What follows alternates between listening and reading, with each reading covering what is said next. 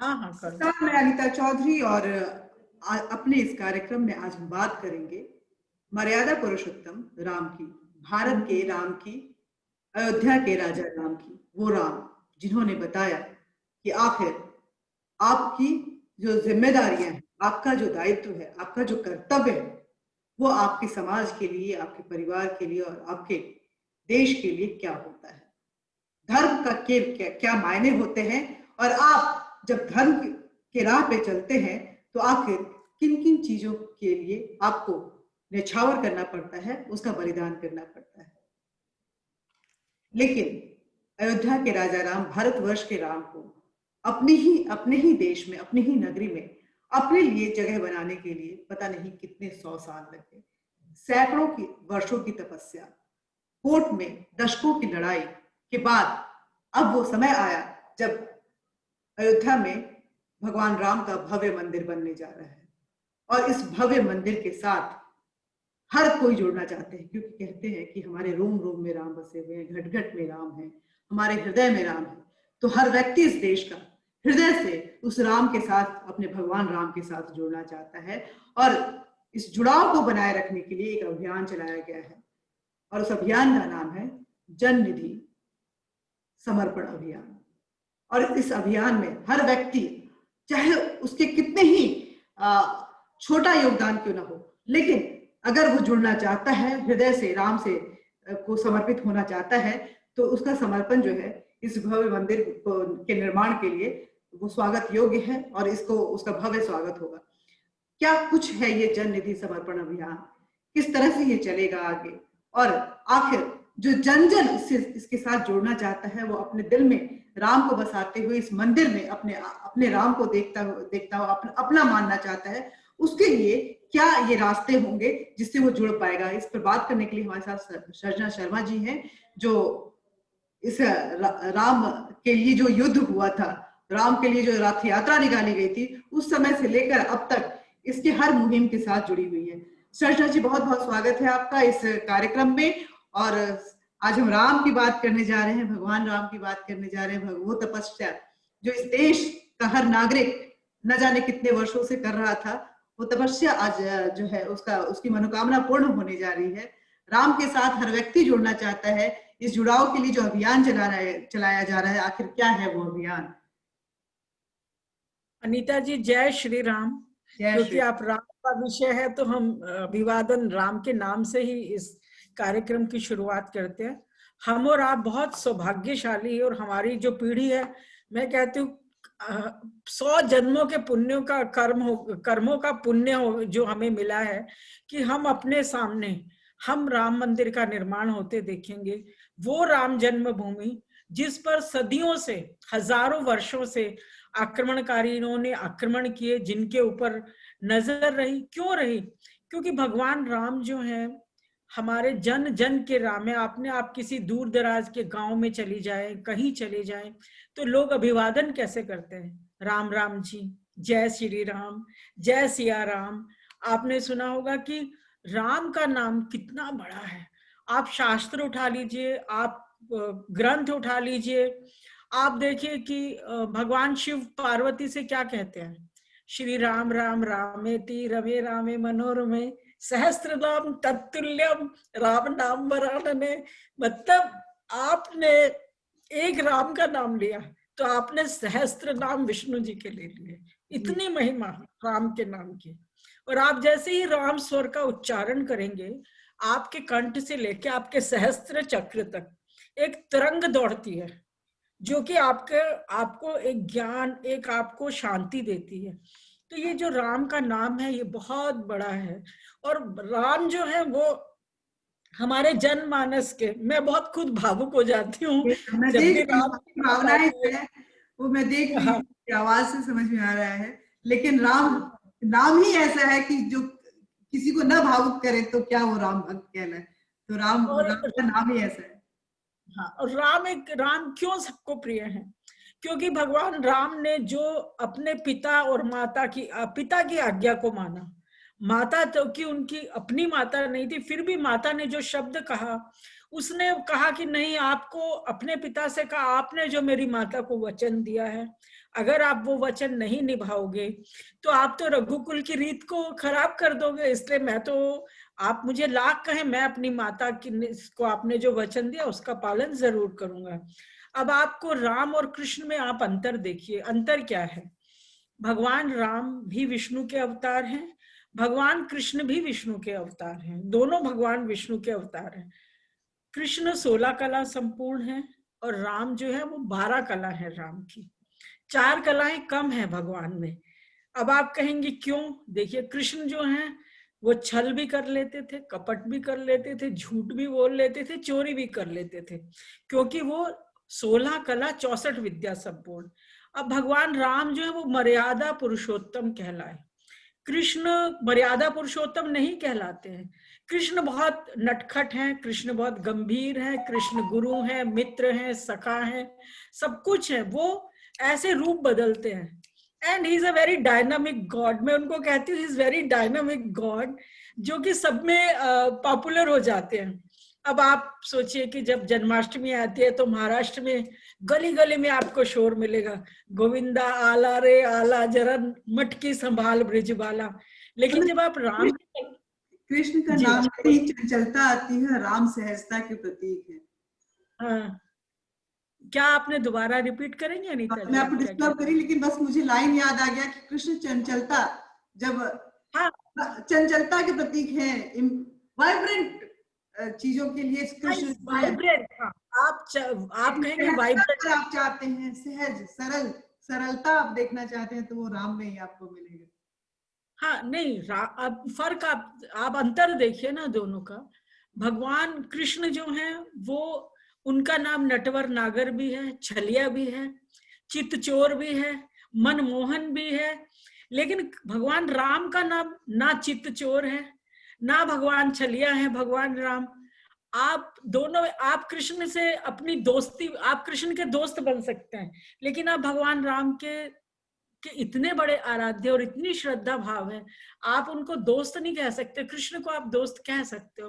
तो भगवान राम बहुत ही आराध्य हैं, जन जन के मतलब आकांक्षाएं। और आप सोचिए कितना, जब जो भी देखता था कि भगवान राम टेंट में बैठे हैं, तो मैंने बहुत लोगों को रोते देखा कि मेरे भगवान टेंट में है, मुझे बहुत दुख होता है।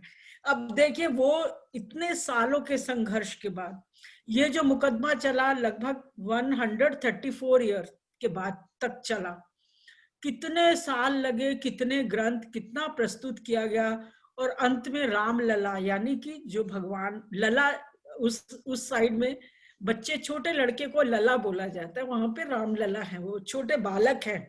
भगवान वहां पे बड़े नहीं है, वो भगवान, जो वो मंदिर है वो राम लला का मंदिर है। रामलला यानी छोटे भगवान, जब उनका वहां पे जन्म हुआ था। तो भगवान राम की महिमा अपार है। उनके जो, आप देखिए कि कलयुग केवल नाम आधारा, सिमर सिमर जग उतरे पारा। क्या कहते हैं कि कलयुग में, ऋषि मुनियों ने क्या कहा, कलयुग में सिर्फ एक नाम का आधार होगा। कौन है वो नाम? राम। कलयुग केवल नाम आधारा, सिमर सिमर जग उतरे पारा। तो इतना जिसके लिए राम कौन है? राम ने बहुत त्याग किया, राम ने बहुत बलिदान किया, राम ने जाति पाति का भेद नहीं किया। निषाद भी उनका मित्र है, भील भी उनका मित्र है, शबरी के बेर भी वो खा जाते हैं, हनुमान जी को उन्होंने गले लगाया। आप देखिए कि राम, अगर लोग कहते हैं कि अगर वनवासी ना होते तो आज राम भी ना होते, क्योंकि वनवासियों के बल पे, रीछ भालुओं के बल पे भगवान राम ने एक असुर शक्ति के ऊपर विजय प्राप्त की। तो भगवान राम हम सबके राम है। ऐसा नहीं है कि जो बॉम्बे में बैठा है तो उसी के भगवान राम है, या जो अमेरिका में भगवान राम उसके भी हैं, जो दूर दराज जंगल में एक गुफा में बैठा उसके भी भगवान राम है। भगवान राम गिद्ध के भी हैं। जब गिद्धराज ने सीता जी को जाते हुए देखा और बताया कि सीता जी को वो ले गया, तो भगवान ने उसको भी वरदान दिया, उसका भी जीवन धन्य हो गया। शबरी ने उनकी बरसों प्रतीक्षा की। तो अब जो भगवान राम के लिए, अनीता जी आप खुद, क्योंकि आप पत्रकार हैं, आप जानती हैं कितना संघर्ष सब लोगों ने किया है।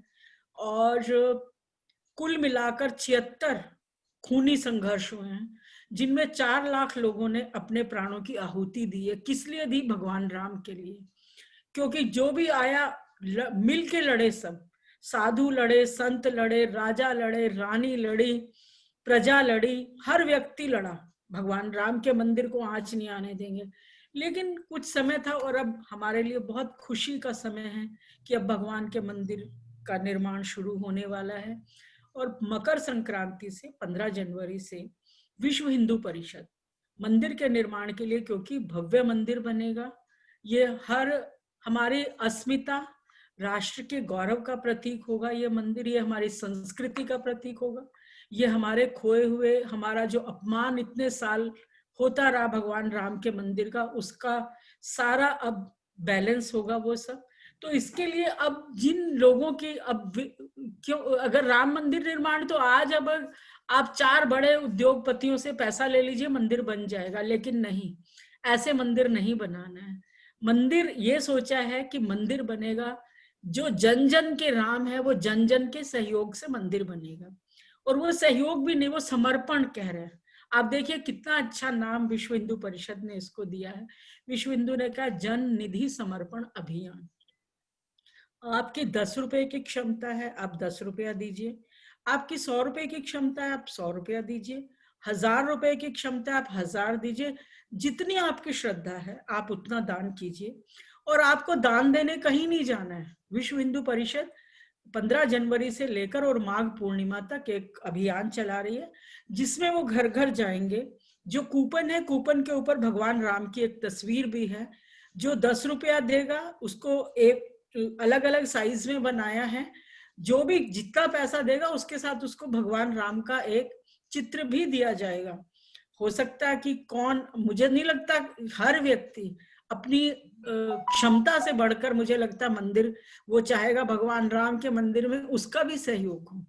तो ये मुझे लग रहा है विश्व हिंदू परिषद का बहुत ही अच्छी सोच है, अच्छी बात है कि वो हर व्यक्ति के द्वार तक जाएंगे और उनसे सहयोग लेंगे। इस राम मंदिर जो हमारी लड़ाई चली थी, विश्व हिंदू परिषद की अगर बात करें तो राम मंदिर के निर्माण में उनका जो योगदान है वो बहुत अहम है। क्योंकि ये लड़ाई जिस तरह से उन्होंने लड़ी और जय श्री राम का उद्घोष को कभी भी उन्होंने नीचा नहीं होने दिया, धीमा नहीं होने दिया और निरंतर उस आवाज को तेज बनाए रखे, ताकि राम की जो लड़ाई है वो उस उद्घोष के साथ ही जो विजय, जब तक विजय प्राप्ति ना हो तब तक वो शांति से नहीं बैठे। और जिस तरह से एक बार फिर ये जन निधि समर्पण अभियान, समर्पण के साथ ही भक्तों को जोड़ने का काम राम के साथ विश्व हिंदू परिषद कर रही है, अपने आप में बहुत ही नायाब कोशिश है। कि क्योंकि आज की जनरेशन की अगर बात करें तो आज की जनरेशन जो है वो मिशनरी स्कूल से पढ़ने से, प्राइवेट स्कूल इंग्लिश मीडियम से पढ़ने से शायद राम की उस गाथा को उतना नहीं समझ पाई है जितना कि हमारी जनरेशन समझ जानती है, हमारे लिए है। तो उनको भी बताना बहुत जरूरी है कि राम क्या है, राम इस देश के लिए क्या मायने रखते हैं, राम का मतलब क्या है। भारत और राम को अगर हम बात करते हैं तो भारत बिना राम नहीं है, राम बिना इस भारत का अस्तित्व नहीं है। तो ये उस नई जो पीढ़ी है उसको बताना बहुत जरूरी है। तो मुझे लगता है कि बहुत अच्छी कोशिश है। एक कोशिश ये भी होनी चाहिए कि बच्चों को बताया जाए कि हाँ राम क्या है और उनका ऐश्वर्य क्या है, उनकी महिमा क्या है, उनका योगदान क्या है भारतवर्ष में, और भारत किस तरह से उनके साथ जुड़ा हुआ है। मुझे लगता है अनीता जी, बच्चा जानता है, हर पीढ़ी जानती है। हमारी पीढ़ियां थी, उन्होंने क्या क्या झेला और क्या देखा। हम तो बहुत सौभाग्यशाली हैं कि हमने उस तरह का मार काट और उस तरह की चीजें नहीं देखी कि भगवान राम का मंदिर तोड़ दिया, वहां मस्जिद बना दी और इतने लोग अपने प्राणों की आहुति दे रहे हैं, बलि दे रहे हैं। तो हमने जो कानूनी लड़ाई हमारी जनरेशन ने ज्यादा देखी है। हाँ, 92 में जब बाबरी जो तथाकथित ढांचा खड़ा किया था, बाबर ने करवाया था खड़ा, तो जब उसको गिराया गया तो वो हमारे लिए कई लोग कहते हैं क्या हुआ, इतने मंदिर हैं राम में, क्यों मंदिर हैं तो वहां बना लो मंदिर, क्यों बना लो भाई, जहां पे भगवान राम हमारे हैं, हमारे भारत की संस्कृति अस्मिता के प्रतीक हैं, और वहीं मंदिर बनना भी चाहिए। और ये जो कानूनी लड़ाई, जो कानून की लड़ाई लड़ी गई, उसे आज की पीढ़ी ने भी देखा है। और आप देखती होंगी कि जब शारदीय नवरात्र होते हैं तो गली सब गांव गांव कस्बे कस्बे में रामलीला होती है, और हर बच्चा जाता है, और उन दिनों में सब धनुष बाण लेके लड़ाई लड़ते हैं। और जब रामायण सीरियल आया, ऐसा नहीं है, ये पीढ़ी भी बहुत अपनी अब अगर 100 में से मान लीजिए 80 लोग अपनी संस्कृति के हैं और 20 को नहीं पता, तो वो भी एक दिन जान जाएंगे। मुझे लगता है बहुत चेतना, नव जागरण का समय आया है ये, और हर लोग जुड़ेंगे, बच्चा बच्चा जुड़ेगा। और भगवान राम में सभी की आस्था है, हर सनातन घर में भगवान राम की पूजा होती है, उनको माना जाता है। और नई पीढ़ी को हम ऐसे कह के नहीं नकार सकते या दोष नहीं दे सकते कि उनका इंटरेस्ट नहीं, उनका बहुत इंटरेस्ट है। अब आप देखना, जब 15 तारीख से टोलियां जानी शुरू होंगी तो उसमें युवा ही सबसे ज्यादा होंगे अनीता जी। आप और हम ही उस पर स्टोरी करेंगे। युवाओं की टोली जाएगी, लोगों से संपर्क करेगी, और भगवान राम के लिए जो लोग समर्पित है उनका समर्पण वो द्रव्य के रूप में, मान लीजिए हम, मेरा समर्पण कैसे नवधा भक्ति होती है ना, तो ये जो द्रव्य समर्पण होगा भगवान को, लक्ष्मी जी का। अब चंपत राय जी ने एक बहुत अच्छी बात कही, और ये बात ना मुझे बहुत छू गई दिल को अनीता जी। उन्होंने कहा, जहां भगवान है वहां भगवती है।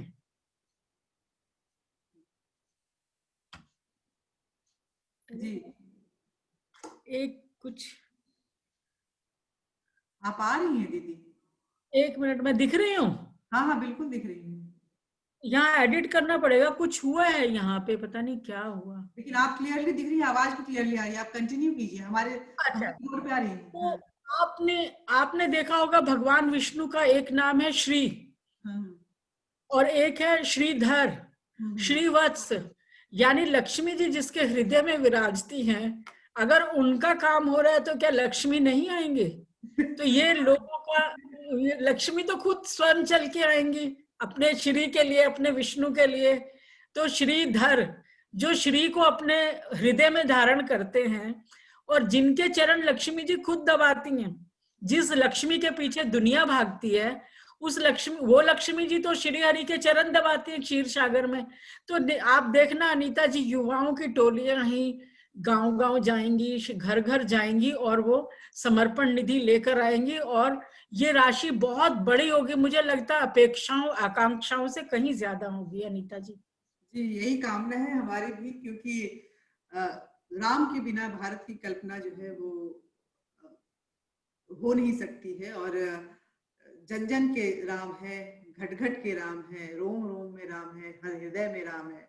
ऐसे में यहाँ पे जब राम की बात होती है तो ना कोई जाति रहता है, ना कोई धर्म रहता है, वो भारत के राम है, जो भी भारतवासी है उसके राम है। और ऐसे में जब ये भव्य मंदिर बन रहा है तो जाहिर सी बात है लक्ष्मी तो दौड़े हुए आएंगी ही, और अपने राम के मंदिर को खूबसूरत और भव्य बनाने के लिए उनकी भी जो कोशिशें होंगी वो भरपूर होंगी। उम्मीद यही है कि ये इस मंदिर निर्माण में जो हर व्यक्ति की सहभागिता जो है वो हर्षोल्लास के साथ हो, और मंदिर जब बन के तैयार हो तो ये विश्व में अपना परचम लहराए। राम विश्व विख्यात तो वैसे भी हैं, लेकिन मंदिर एक मील का पत्थर साबित हो, और पूरा विश्व जान सके कि जब राम की भक्त जब कुछ ठान लेते हैं तो आखिर वो कैसा परचम लहराते हैं। बहुत बहुत शुक्रिया सर्जना दी, इस कार्यक्रम में आपने इतनी अच्छी जानकारी दी, और जिस तरह से आपने बताया कि जन निधि समर्पण अभियान के रास्ते पे चल के इस देश का हर व्यक्ति किस तरह से राम के चरणों में समर्पित होने जा रहा है। बहुत बहुत शुक्रिया। नमस्ते अनीता जी, जय श्री राम। जय श्री राम जी, थैंक यू। नमस्ते।